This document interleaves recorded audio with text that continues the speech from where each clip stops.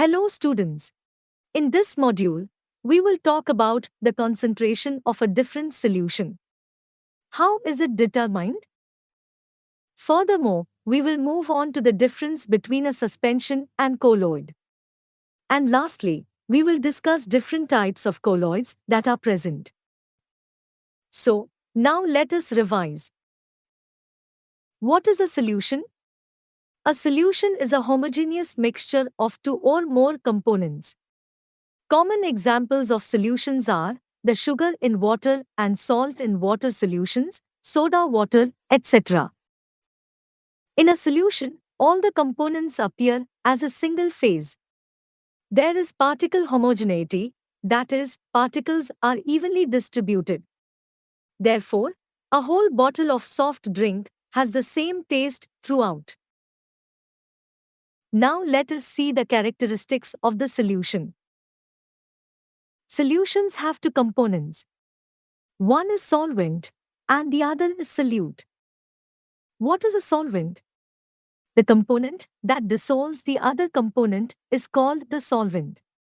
What is a solute? The components that are dissolved in the solvent are called solutes. Generally, a solvent is present in a major proportion compared to the solute. The amount of solute is lesser than the solvent. The solute and solvent can be in any state of matter, that is, solid, liquid, and gas. So, from the above discussion, can you tell me which is the most important thing in solution? It is undoubtedly solute. So, suppose solute is the most important thing. In that case, when I say that, I must define the concentration of the solution. Which one do I have to notice? Only the solute. Now, we will move on to the next topic, that is, the concentration of a solution and how to find out the concentration of a solution. So, when I talk about the concentration of the solution, it is the amount of solute present in a given amount of solvent or solution. Now, the next thing to discuss is the way of expression of concentration of a solution. The first one is in terms of weight. So, over here, the solute will be expressed in the weight.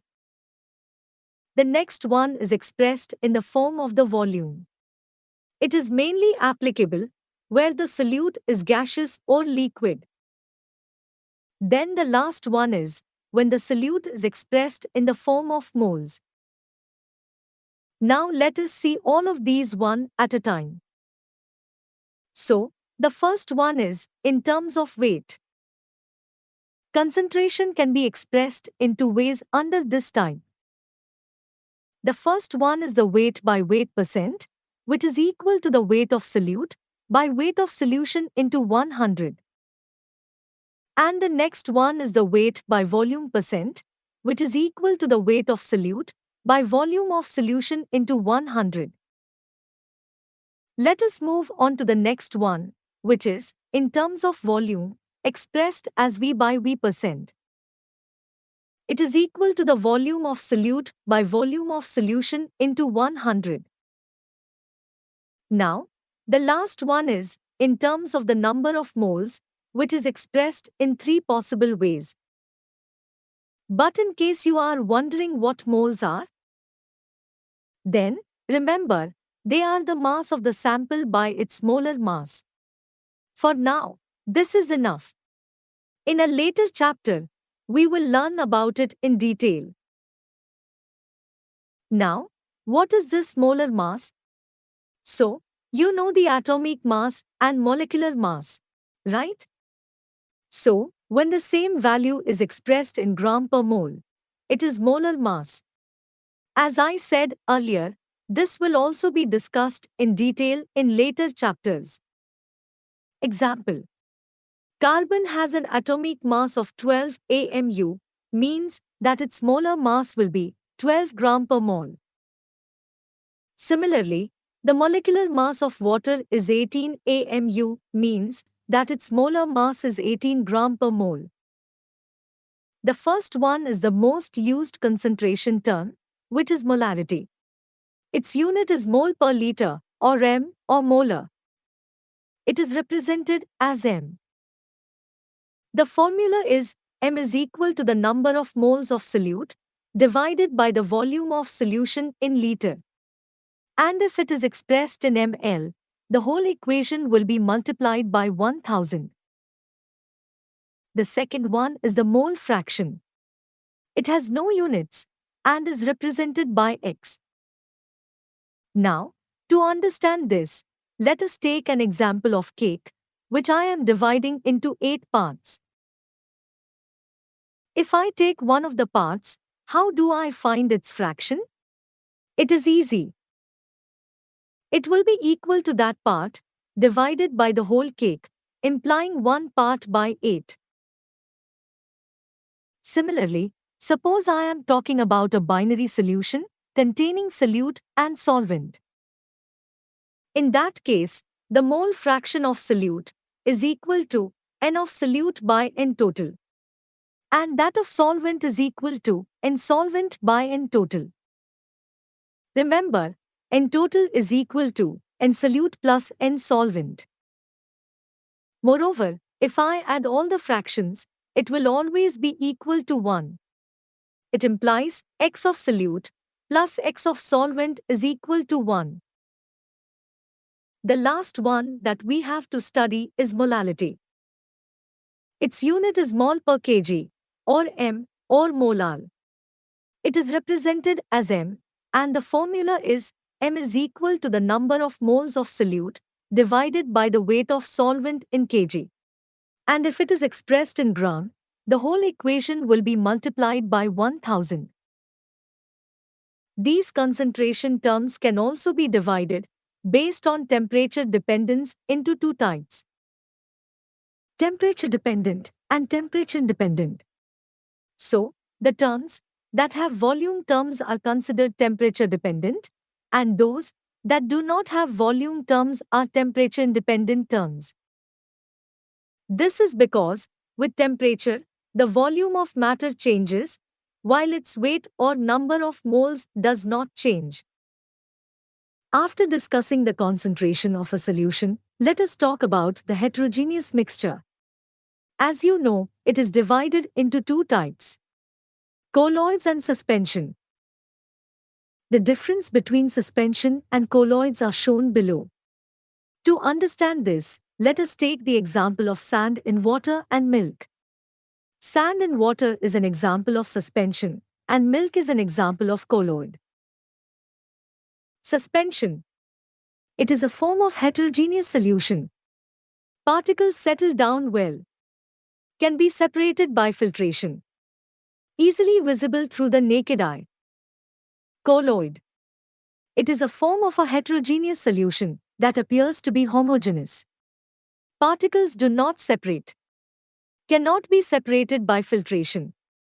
Not visible through the naked eye. Let us see about colloid in detail. A colloid is a heterogeneous mixture made of a dispersed phase and a dispersion medium. Dispersed phase.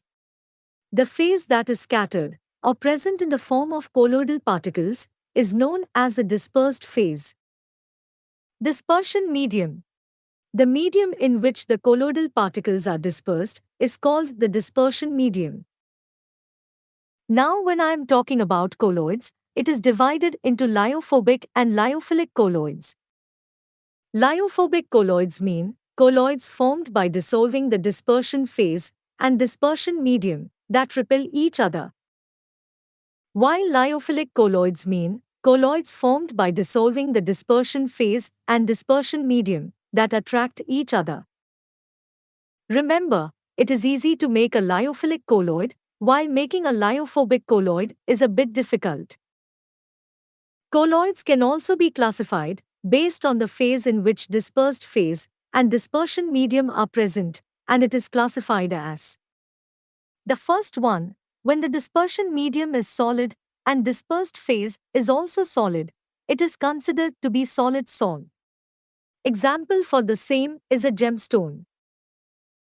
Next is, if the dispersion medium is liquid and the dispersed phase is solid, then it is considered sol, and the example for the same is paints. Next is, if the dispersion medium is gas and the dispersed phase is solid, then it is considered aerosol. An example of the same is smoke and dust. Next is, if the dispersion medium is solid and dispersed phases is a liquid, example of the same is jelly. Next is, when both are liquid, then it is considered to be an emulsion. Next is, if the dispersion medium is gas and the dispersed phase is liquid, then it is considered to be aerosol, and the example for the same is fog and mist. Next one is gas as the dispersed phase and dispersion medium as solid. In that case, it is considered a solid sol. An example is pumice stone.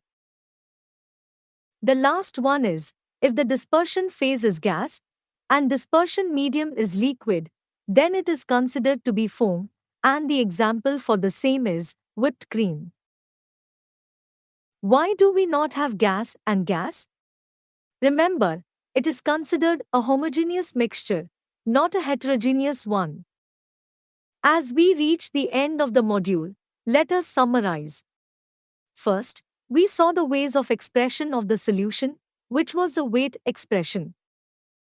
Next was the volume expression of solute. The last one was the mole expression of solute. Then, we moved on to the heterogeneous mixture, where we saw the difference between the suspension and colloid.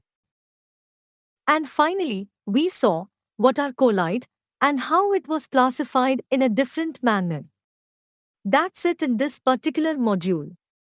I hope you were able to understand. Thank you.